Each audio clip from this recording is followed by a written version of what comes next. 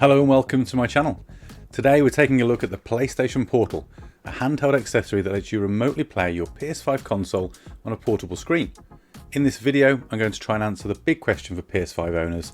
Do you need a PlayStation Portal? Is this the ultimate companion for PS5 owners or just a gimmick?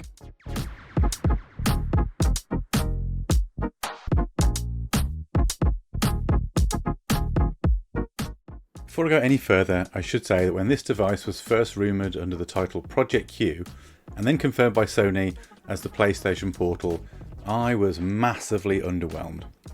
I didn't understand the need for the device or the audience it was aimed at. It has limitations as a streaming device. It only supports Sony's custom wireless earbuds, and when it launched it really did receive mixed reviews, some complaining of performance issues, doing the one thing that it was designed to do, stream your PS5 games. However, over the last few weeks, I started using the remote app on other devices. I'll cover that later on. And I started to get interested. I watched more videos on the YouTube, and as I understood the use case and listened to people who wanted to use it as I did, I became more interested and decided to pick one up. At the time of buying it, which was the festive period, late 2023, they were out of stock everywhere, and I didn't want to pay scalpers more than the RRP, especially without any warranty, etc. But I managed to get one from Amazon using a stock checking app, and I've been playing with it now for a week or two, and I wanted to share my impressions and perhaps help you decide if you should buy one too. So let's start with what the PlayStation Portal is and what it isn't. The PlayStation Portal is a sleek and compact device. It looks a lot like the Nintendo Switch or a Steam Deck, only in place of Joy-Cons you've got a DualSense controller which has been split in half and strapped to an 8-inch LCD display.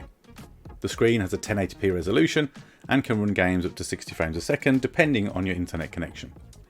Hardware wise, it also has a headphone jack, a USB-C port for charging, speakers and of course a microphone.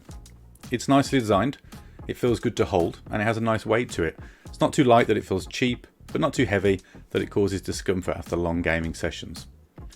It's worth noting that the PlayStation Portal is not a standalone console, but rather a second screen for your PS5, a modern day Wii U perhaps. So you can't install games to the device and take it on the go. It's very much a companion to your existing console. In order to use the device, you need to have a PS5 console connected to your home Wi-Fi, ideally with a LAN cable, and then you can stream your PS5 games to the Portal using what is essentially the PS5 remote app. You can play any compatible PS5 or PS4 game that you've installed on your console, as long as you have a stable and fast internet connection. Personally, I've got a PS5 disc edition with a 1TB expansion drive as well as a 4TB external hard drive, which I carried over from my PS4, which means I've got a mixture of digital and physical games that I can play on my console. And this is important to note, as an all digital collection may actually be the best way to utilise the Portal. But if you've got a lot of disc-based games, you are going to need to return to your console whenever you want to play a different physical game. The PlayStation Portal also supports some of the unique features of the DualSense controller, such as haptic feedback and adaptive triggers, and these features add a lot of immersion and realism to the games, as you can feel the vibrations and resistance of your actions. However, not all games support these features, typically third-party cross-console titles, and some of them may have reduced functionality or performance on the Portal. The PlayStation Portal is ideal for those who want to play their PS5 games when their main TV is in use, or who want to play in a different room or location. For example, you can play in bed, on the couch, in the kitchen, or even in the bathroom, as long as you are within range of your home Wi-Fi network.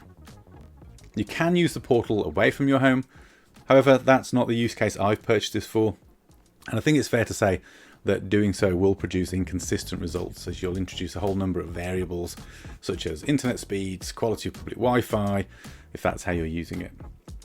I haven't tested away from my home environment, so I can't comment if that is your use case. The PlayStation Portal is not without its drawbacks. The device is quite expensive, costing £199 at the time of recording, which is around half the price for a PS5 console, or the same price as the official Pro controller from Sony. The device also has a limited battery life lasting about 4 hours of continuous gameplay. The quality of this experience does depend on your internet connection, which means that you may experience lag, buffering, or even disconnection issues if your Wi-Fi is slow or unstable. So let's talk about the software that's powering the Portal, the PS Remote app. This app's been around for a while now, in fact as far back as the PS4, and this free app is available on mobile, tablets and even some smart TVs, which when paired with a controller or an accessory like the backbone, will turn a number of other devices into a similar Portal-like experience. There are also third-party apps like Mirror Play on the iOS App Store, which can even let you play on Apple TVs, however I've not tried that. So if the app exists, and it's free, and you can use devices you already own, why would you need the Portal? Well, Sony does claim that the most optimized experience comes through the Portal with the least lag and performance issues. But in order to test this, I have dabbled with other setups to compare them. Now this is far from an exhaustive list, but it's the tech I had available that I tried before buying the Portal. So my first setup was using the backbone controller, which is a great accessory for your iPhone or Android phone, as it allows you to pop your phone into the cradle and then use the controls on a number of games or apps like the Apple Arcade or Xbox xCloud, or of course it also supports the PS Remote app. And that's the colour scheme of the backbone that I purchased, was the PlayStation 5.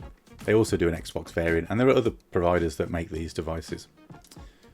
I've been using it with my iPhone 15 and I've really enjoyed the experience. The Remote Play app has been stable and performed well, with the only real drawback being the comparative size to the Portal, with my phone screen, even on a Max iPhone, being less than that 8-inch offered by the Portal. I would say the backbone itself feels a little less comfortable in hand and a little flimsy compared to the Portal, as it's not quite as rugged in its design as the PS5 DualSense. I did try another setup to overcome these challenges, and that was to pair a PS5 DualSense controller with my iPad Pro. Now this gave me a much larger screen and the comfort of a proper PlayStation 5 controller, so it did solve those issues of comfort and screen size, but it did then present additional issues, namely the overall lack of portability. Of course the iPad can be moved around, and I tried it on a stand, in a mount, etc. However, the screen and controller remain separate, which may be a positive for your use case, but for me it lacked the overall convenience when it came to playing on the sofa or in bed. In both scenarios, the Remote Play app genuinely performed well, with limited, if any, noticeable drops or lag with the inputs. I had a couple of moments where graphics dropped briefly, but no disconnects or anything horrendous.